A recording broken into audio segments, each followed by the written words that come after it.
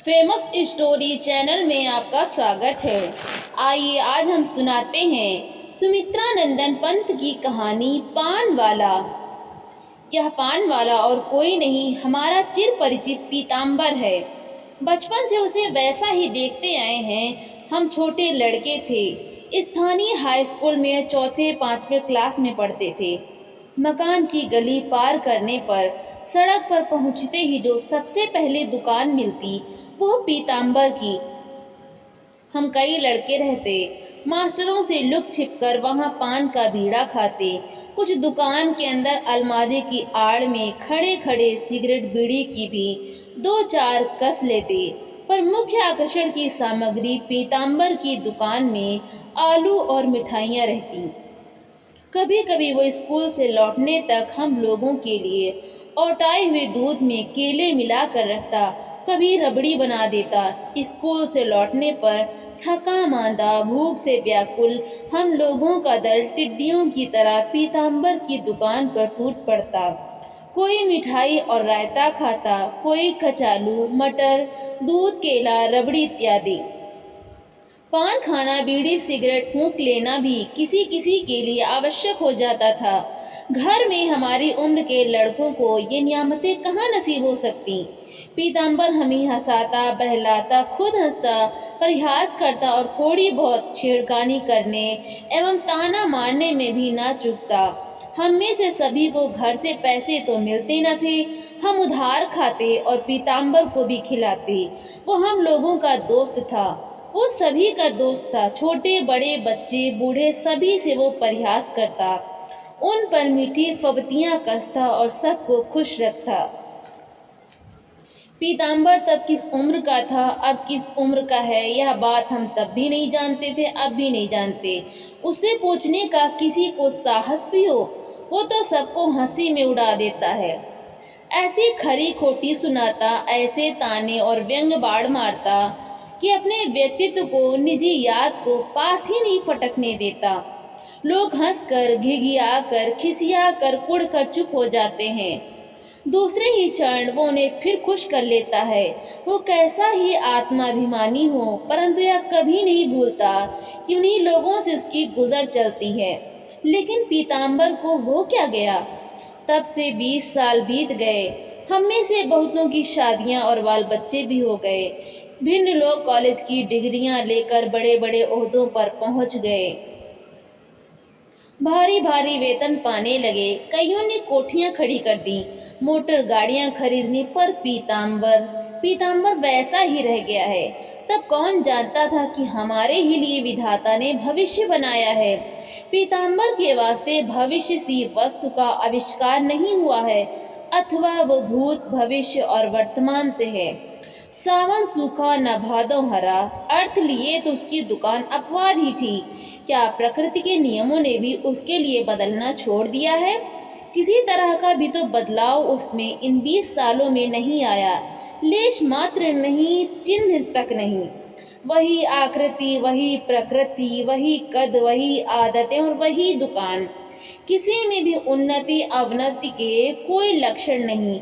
अब वो आलू और मिठाई नहीं रखता तो इसलिए कि मोहल्ले में अब वैसे चटोर खाने के शौकीन लड़के ही नहीं रह गए। लेकिन पान, सुपारी, सिगरेट, बीड़ी अब भी उसी प्रकार उन्हीं जगहों पर दुकान में रखे हैं। चूने कत्थे के बर्तन भी वही पुराने पहचाने हुए हैं। चूने की लकड़ी घिस कट कर पतली पड़ गई है। कत्थे की पपड़ी जम जाने से और भी मोटी हो गई है। दुकान के बीचों बीच वही पुराना लैंप टंगा है जो उसके किसी मित्र की इनायत है। चिमनी के ऊपर का भाग टीन की पत्ती का बना हुआ है।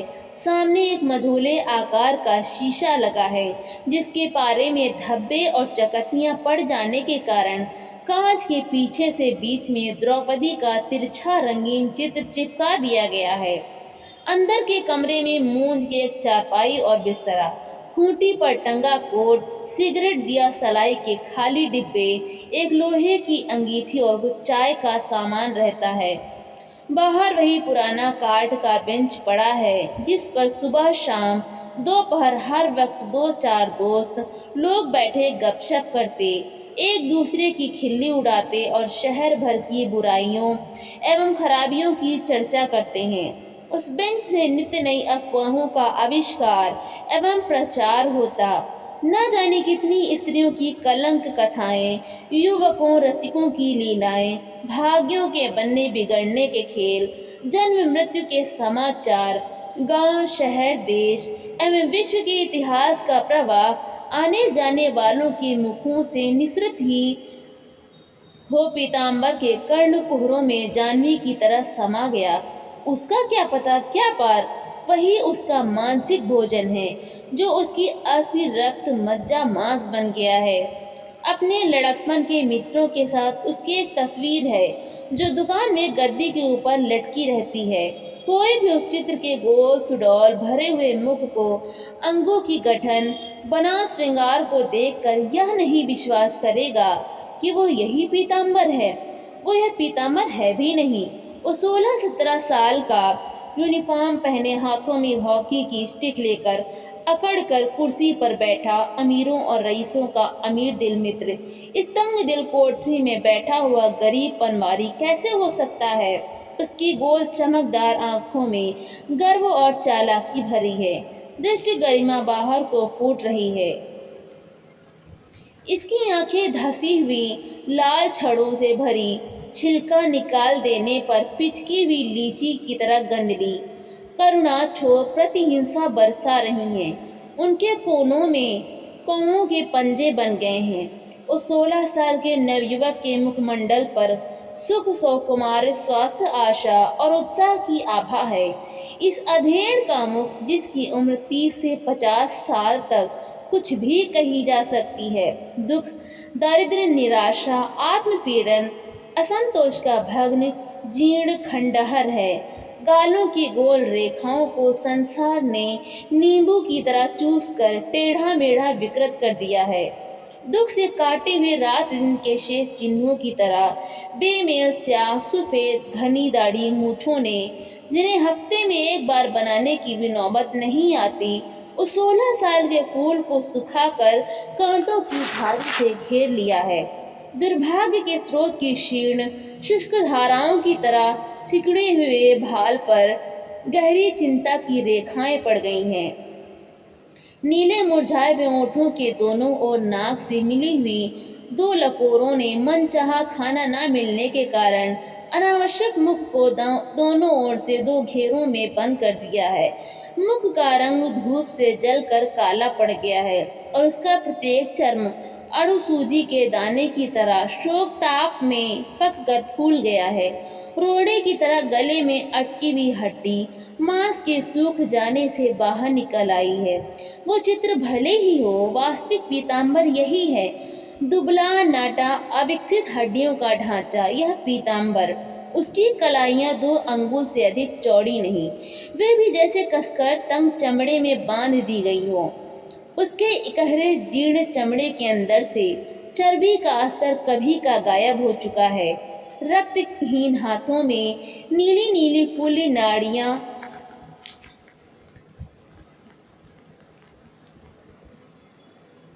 और हथेलियों में चूने कत्थे से कटी रेखाओं की जालियां पड़ गई हैं। दुख दैन्य और दुर्भाग्य के जीवन प्रवाह के तट पर ठूंठ की तरह खड़ा, उसके तीक्ष्ण कटु आघातों से लड़ता हुआ पीताम्बर उस प्रभाववाचक स्थिति पर पहुंच गया है जहां उस पर आशा, तृष्णा, लोभ, जीवनेच्छा, सौंदर्य, स्पर्धा, मोह, ममता, उम्र आदि भाववाचक विभूतियों के अत्याचार उत्पात का कोई प्रभाव नहीं पड़ सकता।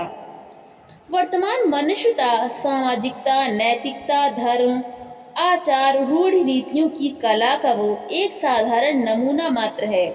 अपने देश के वर्तमान जीवन ने कुशल कलाकार की तरह भिन्न भिन्न अवस्थाओं एवं परिस्थितियों की कूचियों से उसमें रूप रंग रेखाएं भरकर उसे हमारी पौशाचिकता, पशुत्व, अंधकार का निर्मम सजीव चित्र बना दिया है। उस 16 वर्षीय किशोर का चित्र इस चित्र से कैसे मिल सकता है? वो सब समय की मानवीय प्रकृति को कला का नमूना था। यह हमारी इस समय की सभ्यता की मानवीय विकृति का नमूना है। पीताम्बर जात का तंबोली नहीं, वो अच्छे घराने का है। छुटपन में ही माँ बाप के मर जाने के कारण पीताम्बर अयाचित स्नेह के संरक्षण से वंचित हो गया। उसके भाई को, जो उसे 5 साल बड़ा था, यह समझते देर नहीं लगी कि अब उसे दूसरों की चापलूसी खुशामद कर, उनको करुणा दया को जागृत कर, उनके स्वभाव और इच्छाओं को अपना कर, दूसरों की बुरी प्रवृत्तियों के सामने अपनी अच्छी प्रवृत्तियों का बलिदान कर, दब कर, सह कर, कुट कर, पिस कर जीवन निर्वाह करना है।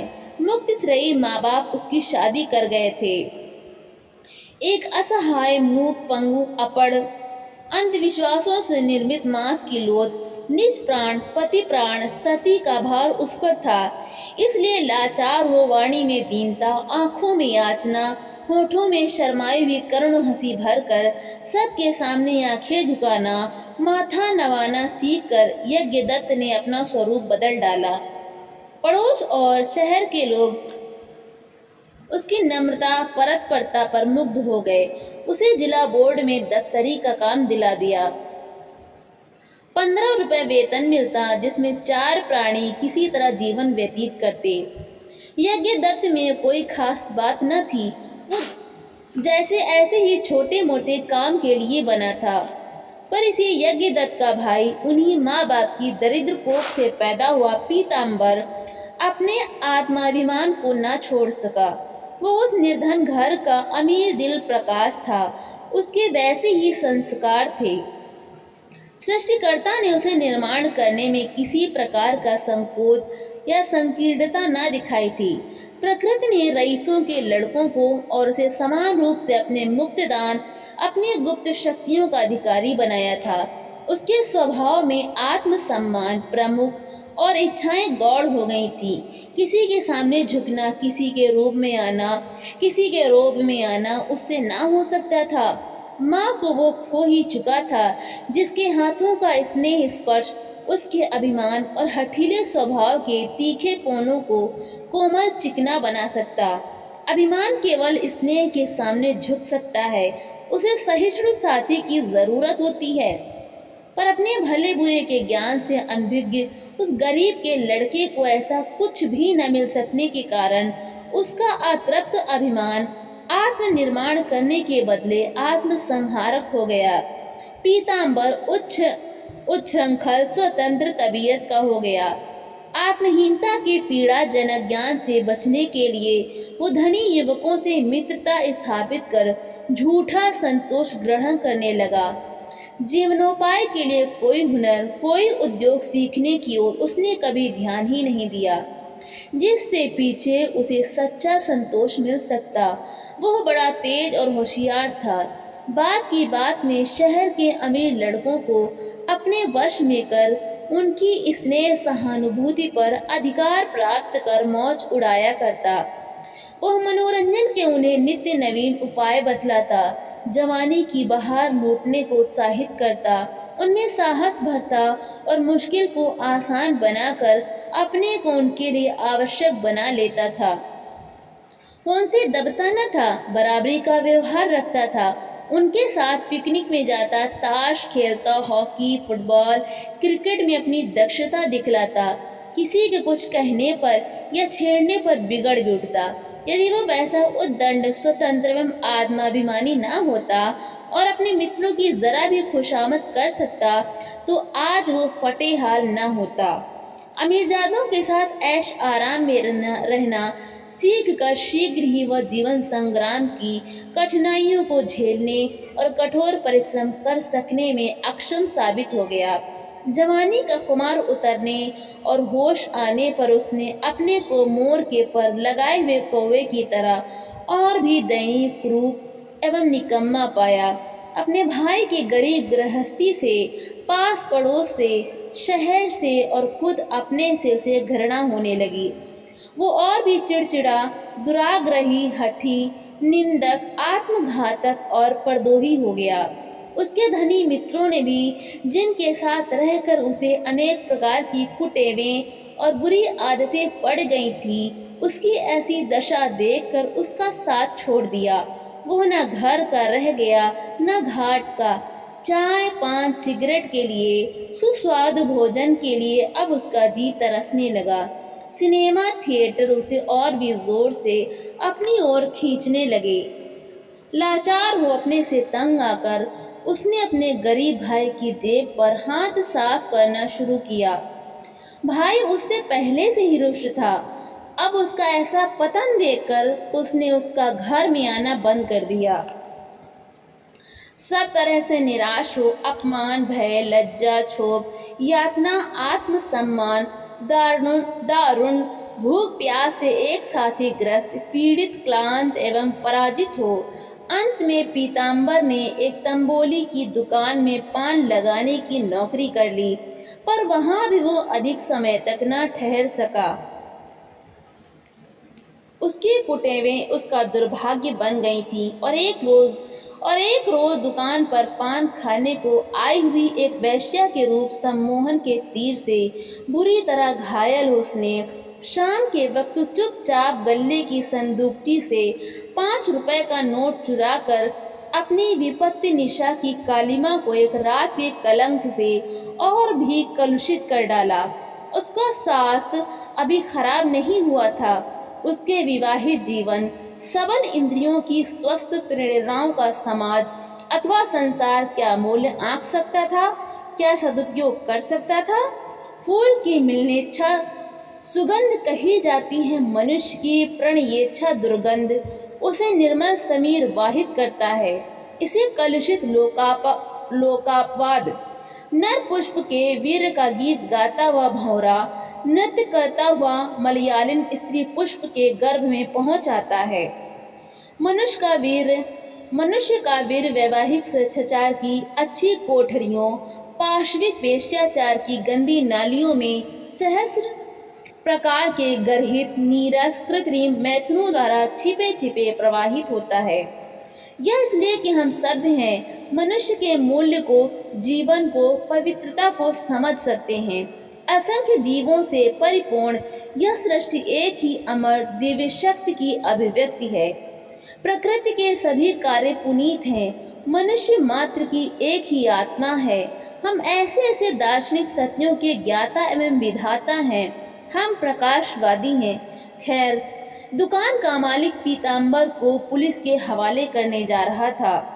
उसके बड़े भाई ने बीच बचाव कर, हाथ जोड़कर, गिड़गिड़ाकर तंबोली के रुपए भर दिए और पीताम्बर को धिक्कार कर उस पर गालियों की बौछार कर अंत में लोगों के समझाने पर तरस खाकर उसके लिए निजी पान की दुकान खोल दी। तभी से हमारे कथानायक इस दुकान की गद्दी पर बैठकर पान वाले की उपाधि से विभूषित हुए। अवश्य ही वो कोई शुभ मुहूर्त रहा होगा कि उस पान वाले की गद्दी अभी तक बनी हुई है, भले ही वो नाम मात्र को हो। पर यहाँ से पीताम्बर का दूसरा दुर्भाग्य शुरू हुआ। वो क्रियाशील निरंकुश पीताम्बर अब विचारशील और गंभीर हो गया। उसका रुद्ध आत्मा अभिमान कुंठित हो गया। वो निर्जीव, निर्बलात्मा, निश्चेष्टि, अस्थिमांस का पुतला मात्र रह गया। उसने यथाशक्ति अपने स्वभाव और प्रवृत्तियों के अनुसार अपने परिस्थितियों के संसार से लड़ने, जीवन संग्राम में विजय पाने का प्रयत्न किया था, पर वो निष्फल हुआ। संसार ने ही अंत में उस पर विजय पाई। क्या वो निर्धन युवक किसी भाग्य दोष से या अपने दोष से निरंकुश, उच्छृंखल अथवा आत्माभिमानी था? क्या गरीब के लड़के में ऐसे गुण शोभा नहीं देते? नहीं, वो सुंदर, स्वस्थ, सशक्त, सचेष्ट, आत्मसम्मान से पूर्ण युवक गरीब का लड़का कैसे हो सकता है? जब प्रकृति ने अपने सब विभवों से संवार कर उसे धनी मानी बनाया था, वो युवक अपना सौंदर्य पहचानता था। अपने सुंदर स्वस्थ शरीर के प्रभाव से वो अनजान न था। युवावस्था की प्रवृत्तियों ने उसके मन चक्षुओं के सामने जो एक सौंदर्य का स्वर्ग, आशा आकांक्षाओं का इंद्रजाल उछाल दिया था। अपने और संसार के प्रति जो एक प्रगाढ़ अनुरक्ति एवं उपभोग की सामर्थ्य पैदा कर दी थी, उसकी अमंद मादकता से, प्रबल आकर्षण से वो कैसे आत्मविस्मृत न होता। बाह्य जगत के जीवन संघर्ष का आघात लगते ही उसकी सहज प्रेरणा उसके अंदर एक आत्मविश्वास पैदा करती रहती थी कि उसके अभिमान का, उसके अस्तित्व का मूल आंकने वाला कोई मिलेगा, कोई अवश्य मिलेगा जो उसकी समस्त आशा आकांक्षाओं के लिए, प्रवृत्तियों की चेष्टाओं के लिए मार्ग खोल देगा। उनके सौंदर्य से वशीभूत होकर उन्हें चरितार्थ कर देगा, तृप्त कर देगा। प्रत्येक युवक के भीतर स्वभावता या स्फुटता जन्म पाती है, पर इस आत्म संतोष के लिए धनी युवकों के पास जाना पीताम्बर की अनुभव शून्यता में भ्रम था। वे इस काम के लिए उससे भी निर्धन थे। यह काम किसी एक व्यक्ति के करने का था भी नहीं। इसका संचालक या संपादक हो सकता है हमारा सुव्यवस्थित सामाजिक या सामूहिक व्यक्तित्व, सामाजिक एकता, सामाजिक सुव्यवस्था एवं समुन्नति व्यक्ति का विशद व्यक्तित्व है, जिसकी छत्र छाया में वो आत्मोन्नति कर सकता है, आत्मतृप्ति पा सकता है। समाज व्यक्ति की सीमा का सापेक्ष निसीम है। वो बूंदों की सम्मिलित शक्ति का समुद्र है, जिसमें मिलकर प्रत्येक बूंद एकत्रित ऐश्वर्य का उपभोग कर सकता है। पर अपने देश में वो सामूहिक अधिकार ही नहीं, जिसकी विशद भूमि पर व्यक्ति निर्भूक रूप से खड़ा होकर आगे बढ़ सके। हम सब अनाथ यतीम हैं। हमारा देश एक महान सभ्यता का विशाल भग्नावशेष है। हमारे यहाँ प्रत्येक व्यक्ति एक व्यक्ति मात्र, मांस पिंड मात्र है। वो कुलीन हो, अकुलीन, धनी हो या निर्धन, वो समाज नहीं है, वो देश नहीं है। उसके पीछे इन सब का सम्मिलित बल काम नहीं करता। वो निराधार है, वो क्षुद्र है। हम केवल व्यक्तिगत उन्नति, व्यक्तिगत सम्मान, व्यक्तिगत शक्ति को ही समझ सकते हैं, उसी का उपभोग भी करते हैं। अपने सामाजिक व्यक्तित्व का सम्मान, उसकी शक्ति एवं उन्नति का महत्व अभी हमें मालूम नहीं हो पाया। इसीलिए हम कच्चे सूत की लच्छी के उन उलझे और बिगड़े टांगों की तरह हैं, जो अपनी एकता से बनने वाली रस्सी के बल से अपरिचित हैं। फलतः इस विशाल पृथ्वी पर जटिल जीवन संग्राम की कठिनाइयों का सामना हम में से प्रत्येक को केवल अपने बल पर करना पड़ता है। अर्थात प्रत्येक तिनके को बाढ़ का सामना पृथक पृथक रूप से करना पड़ता है। व्यक्ति के लिए देश के व्यक्तित्व का, मनुष्य के लिए विश्व के व्यक्तित्व का अभाव होने के कारण प्रत्येक व्यक्ति के शक्ति की इकाई केवल व्यक्ति ही रह जाता है, और उसके लिए बाह्य जगत का जीवन संग्राम के घात प्रतिघात, उत्थान पतनों को सहना कठिन ही नहीं, असंभव हो जाता है। एक बार निष्फल होकर वो शीघ्र ही अपने को अयोग्य समझने लगता है, और हतबुद्धि हो अंत में निराशावादी, भाग्यवादी, दुखवादी, विरक्त, उदास, द्रोही, द्वेषी, निंदक सभी कुछ बन जाता है। सभ्यता के ह्रास के युग में, राष्ट्र के या समाज के अवनति के युगों में ऐसी ही विचारधारा जन साधारण की बन जाती है। इसी विचारधारा के प्रवाह में प्रताड़ित, प्रतिहित पीताम्बर भी तिनके की तरह हो गया। समाज की दुर्बलता को वो अपनी दुर्बलता, उसके दोषों को अपने ही दोष समझने लगा। वो अपनी ही आंखों में गिर गया। ईश्वर ने उसे क्यों वैसा हुए जघन्य और निकम्मा बनाया, यह उसकी समझ में नहीं आया। वो उसे अपने ही कर्मों का, पापों का फल, पूर्व जन्म का, भाग्य का दोष मानने लगा। अपने चारों ओर व्याप्त वातावरण में उसे ऐसे ही विचार और भावनाएं मिली, जो उसके भीतर भी जड़ जमा गई। उसे अपने से घृणा, अच्छाई से घृणा, जीवन संसार सबसे विरक्ति हो गई। वो अपने अंतर की जीवनोत्पादक प्रेरणाओं, अभिलाषाओं, आशाओं, रुचियों को बलपूर्वक दबाने लगा। मन ही मन जीवन इच्छा के लिए आत्मा का तिरस्कार करने लगा। यह जीवन माया है, संसार भ्रम है, इच्छाओं का अंत दुख है। जीवन, संसार, आत्म, उन्नति सब कुछ दुखमय है। यह सब निर्मम भाग्य का छल है। ऐसी ही बातों में उसका विश्वास बढ़ने लगा। उसके भीतर कार्य में प्रवृत्त करने वाली स्फुरणा निश्चेष्ट पड़ गई। मन की सब स्फूर्ति सदैव के लिए जाती रही। उसने अपने से भी गए बीतों दुर्भाग्य पीड़ितों को देखना, उन पर सोचना प्रारंभ किया। ऐसे विचारों से उसे सांत्वना मिलने लगी और उसका विश्वास जीवन और संसार की निस्सारता पर बढ़ने लगा। व्यक्ति के जिस क्षुद्र रूप को उसने जीवन और संसार का स्वरूप समझ लिया था, वो अवश्य ही निस्सार एवं दुखप्रद है। व्यक्ति के विशद रूप का, उसके सामाजिक दैशिक विश्व व्यक्तित्व का चिरंतन स्वरूप उसे अपने यहाँ कहीं देखने को नहीं मिला। जीवन की समग्रता से कटकर वो अलग हो गया और पेड़ की डाली से विच्छिन्न पुष्प की तरह मुरझाने और सूखने लगा। किसी को सुंदर स्वस्थ संसार में रत आशा सदिच्छा सदा शयता में तत्पर देखकर उसके भीतर से एक विद्रूप हंसी निकलने लगी। वो सबका उपहास करने लगा। सभी पर ताने कसना, व्यंग्य बौछार करना उसका स्वभाव ही बन गया। उसका समस्त विश्वास भाव के विश्व से उठ गया। अभाव का विश्व कठोर है, सही पर वही सत्य है। सुख सफलता संपत्ति का स्वप्न देखना अज्ञान है। अब वो मनुष्यों की खोट, उनकी बुराइयों को खोजने लगा। जो कोई सुखी संपत्तिशाली दिखता, समाज जिसे आदर सम्मान देता, उसमें भी दो चार दोष निकाल कर वो अपने मन को संतोष देने लगा। उसके पड़ोस में उसके किसी संबंधी ने एक विशाल 2 मंजिला कोठी खड़ी कर दी थी। वो आधुनिक ढंग की बड़ी ही सुंदर उस गरीब बस्ती में अपना गर्वोन्नत मस्तक उठाए हुए थी, पर पीताम्बर ने वो सड़क के किनारे है, उसमें पर्दा नहीं। उसके मालिक ने मजदूरों की तनख्वाह काटी इत्यादि उसमें कई दोष निकाल दिए। वो जब मकान जाता उस कोठी की ओर कभी नहीं देखता, पहले ही से आंखें फेर लेता।